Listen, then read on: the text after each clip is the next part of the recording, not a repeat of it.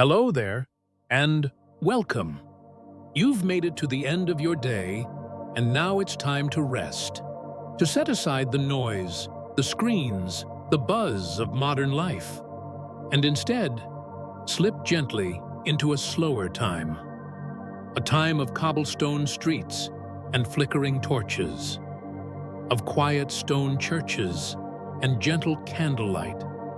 Tonight, we'll drift slowly into the distant world of the Middle Ages.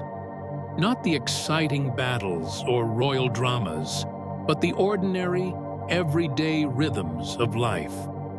The slow work of a baker before sunrise, or the peaceful hush of a village after sunset, and all the curious little customs that made up life in a world very different from ours. You might hear a soft wind rustling over thatched roofs, or the gentle crackle of a fire warming a wooden cottage. Maybe a distant bell tolling in a monastery as we begin to drift together through the past. Take a deep breath in and let it go. Let your thoughts grow quiet and allow yourself to relax as we travel back to a time when you definitely wouldn't last a day, but we'll keep things gentle, slow, and sleepy. Let's begin. It's early morning in a small medieval village, long before alarm clocks, or streetlights, or coffee shops. The world is still wrapped in sleep, but in one cottage, a baker is already awake. He's been up for hours, stirring dough by candlelight. The room smells warm, like yeast and ash and fresh flour. His oven is made of stone and brick, and it takes hours to heat. He feeds it carefully with sticks of wood, the fire crackling softly, casting dancing shadows on the walls. Outside, it's still dim, and the village is quiet, except for a rooster calling somewhere in the mist. You might hear a wooden bucket creaking as a woman draws water from the well, or the soft shuffle of feet over hay-strewn ground. In this world, time moves slowly. There is no rush, no screens, just the rhythm of tasks, one after the other. Work guided by the sun and the seasons. You'd likely be cold, and your bed wouldn't be too soft. But, in a way, life is simple, predictable, and strangely peaceful. Now, let's imagine you're getting dressed, but instead of jeans or leggings, you reach for something scratchier. Most people wore layers of wool and linen. The wool is thick and heavy, often coarse, not dyed in bright colors, but natural shades of brown, gray, or dull green. Linen undergarments, hand-stitched. Maybe not very clean by today's standards. If you're lucky, you have shoes, leather, flat, and simple, though many walked barefoot, especially children. There are no closets, no mirrors. You might own just 2 or 3 outfits your entire life. But in this world, no one's judging your fashion. Everyone looks more or less the same, dressed for weather, for work, for tradition. You tie your belt with practiced hands, fasten a cloak if it's chilly, and step out into the muddy street. Now, the work begins. If you're a farmer, you head to the fields with a wooden plow, maybe pulled by an ox if you're lucky.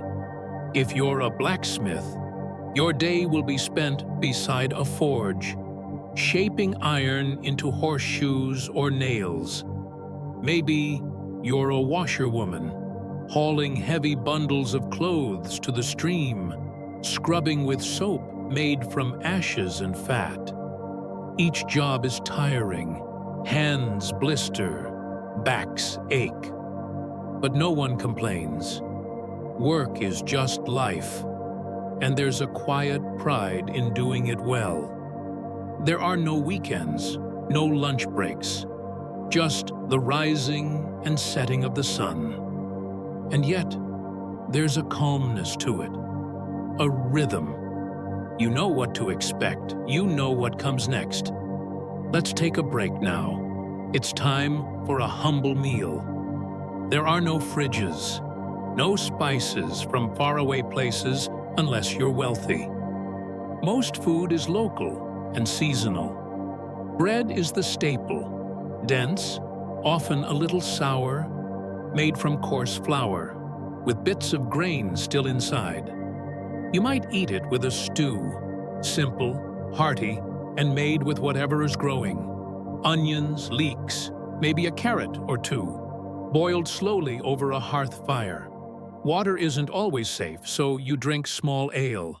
Not strong, but enough to keep you from thirst. No forks, just a spoon, or your fingers. You eat from a shared bowl, maybe with family or neighbors, sitting low to the ground near the fire. It's quiet, just the soft clink of wood on pottery, the occasional murmur of conversation. Bathing was not quite the same as it is today. You might wash your face and hands with cold water from a basin. Soap was rare, and sometimes made at home, from lye and animal fat. Bathhouses did exist, but were used less as the centuries went on, and full baths were occasional, not daily. People wore layers to stay warm and to hide the smells. Teeth? You might chew herbs like mint or fennel, or rub your teeth with a cloth and ashes.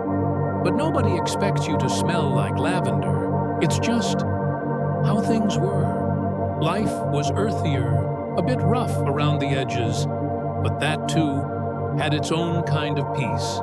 As the sun dips low, the village changes. Shadows grow longer, fires are lit, and smoke curls from chimneys into the twilight sky. People gather, maybe at the tavern or around the fire, spinning stories.